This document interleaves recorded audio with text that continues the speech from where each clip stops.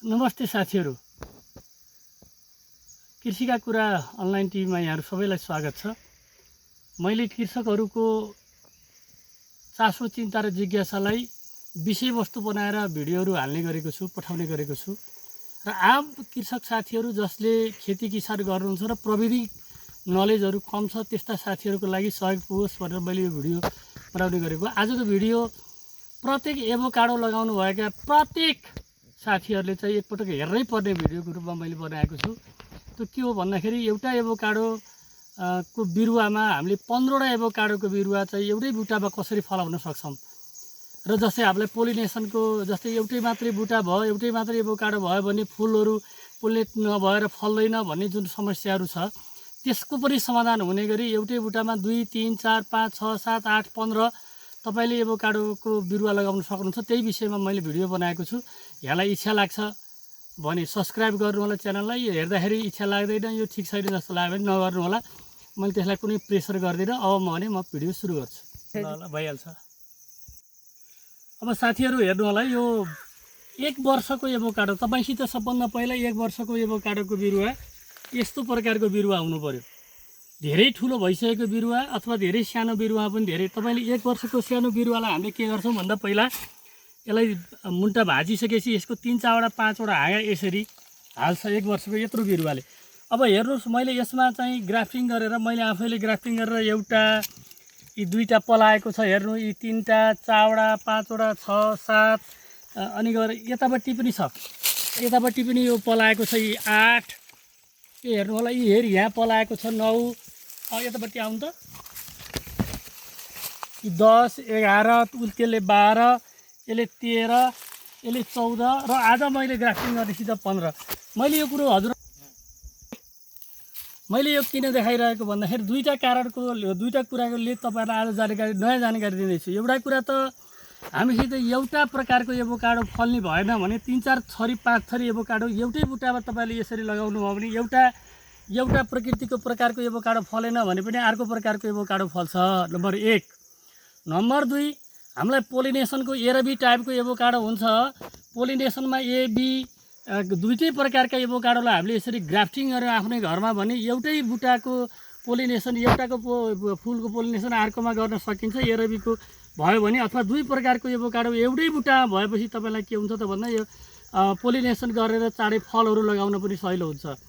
तेस्रो फाइदा के हो भन्दा तपाईँले तपाईँले थोरै जमिन होला, तपाईँले धेरै प्रकारको एभोकाडो लगाउन चाहनु भएको छ भने पनि हामीले यो प्रकारले एभोकाडो लगाउन चाहन्छौँ।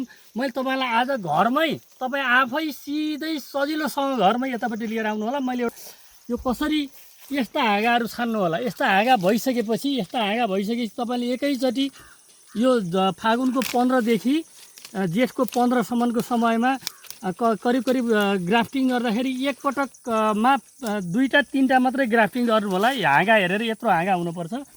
अब यसलाई यसरी काट्दिएँ मैले, यहाँ हेर्नु होला, तपाईँले नि काट्दिन सक्नुहुन्छ। यो नभए तपाईँसित चक्कु हुन्छ, जे हुन्छ त्यसले काट्दिनु। त्यसपछि योसँग मिल्दोजुल्दो हाँगा तपाईँले यत्रै किसिमको एभोकाडोको कतैबाट तपाईँले हाँगा ल्याउनु। अनि त्यो हाँगा ल्याइसकेपछि तपाईँले जस्तै यो यत्रो लामो पनि चाहिँदैन, यत्रो लामो नराख्ने, यसलाई यसरी काट्दिउँ। यो मास्तिरको पनि काटिदिएर यत्रै राखे हुन्छ, योभन्दा बढी चाहिँदैन। तपाईँहरूले सजिलोसँग जान्ने बनाउँछु मैले। हजुरहरूले आफै घरमा बनाउनुहुन्छ। यो भिडियो हेरिसकेपछि अनि यहाँबाट यो ग्राफ्टिङ टेप हो, ग्राफ्टिङ टेपले यसलाई यसरी मोडिदिनु होला। यो यहीँबाट मोड्दै तपाईँले यसलाई टपक्क बाँधेर यसरी, यो किन यस्तो गरेको भन्दाखेरि एयर टाइट हुन त पछाडि प्लास्टिक लगाएर पनि हुन्छ, तर प्राय गरेर यो बारीमा लगाउने, हामीले एकान्तमा भएको ठाउँमा लगाउँदाखेरि यो हावाले उडाउने हरेक कुरा हुन्छ भनेर मैले यसलाई टपक्क बनाउने यसरी यति मात्रै यो यति छोडेर यति गरिदिनु। त्यसपछि तपाईँले यसलाई काटिसक्नु भएको छ यहाँ। अब यसलाई तपाईँले भी आकारको काट्दिनु, एकदम सजिलो छ, यसरी काट्दिनु।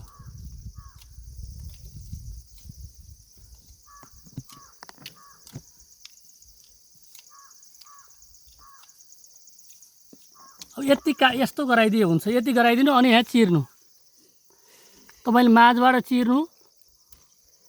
तपाईँसित चक्कु भयो, घरको चक्कु भयो हुन्छ, यही पनि चाहिँदैन। माझबाट चिर्नुभयो, चिरेर हेरी यसरी यसलाई यहाँ दबाइदिनु।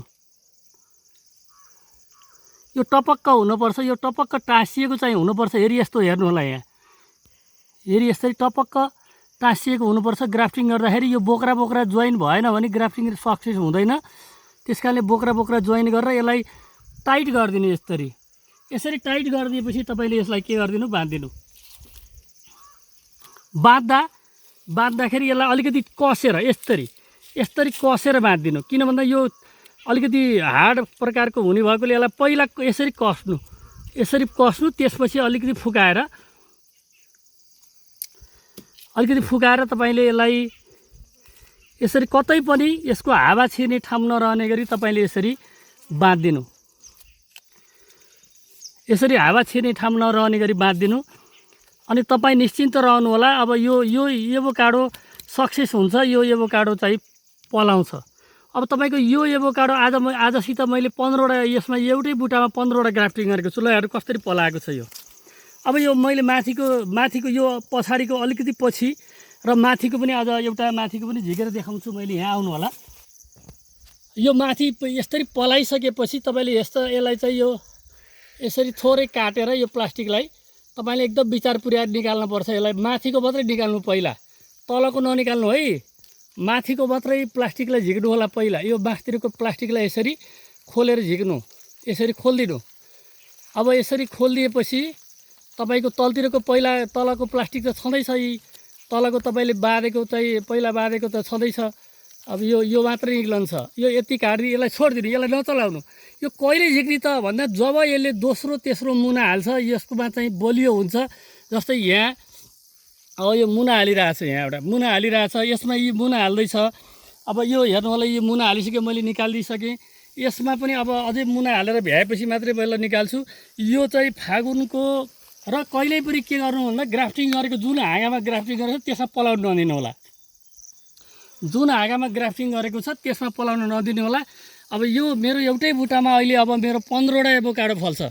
तर बुटा के हुनु पऱ्यो, 1 वर्ष पुरानो हुनु पऱ्यो। तपाईँले काटेर धेरै हाँगा निकाल्नु पऱ्यो, तपाईँले ग्राफ्टिङ गर्नु पऱ्यो, तपाईँले वरिपरि भएका राम्रा प्रकारका एभोकाडोहरू ल्याएर गर्नु होला। यो नेपाली कृषकहरू एभोकाडो लगाउने कृषक दाजुभाइहरूको लागि यो अत्यन्त महत्त्वपूर्ण कार्यक्रमहरू छ। यो तपाईँहरूले आफ्नै घरमा आफैले गर्नु होला। यो भिडियोलाई सेभ गरेर राख्नु होला। सेभ गरेर राख्नु भने पटक हेर्न सक्नुहुन्छ। यति भन्दै आजको भिडियोलाई समक्ष प्रस्तुत गरेँ। यस्ता भिडियो प्रस्तुत गरिरहन्छु। तपाईँलाई काम लाग्छ हेर्नु, लाइक गर्नु, सेयर गर्नु, काम लाग्दैन छोडिदिनु, लिमिट गरिदिनु, स्किप गरिदिनु। धन्यवाद।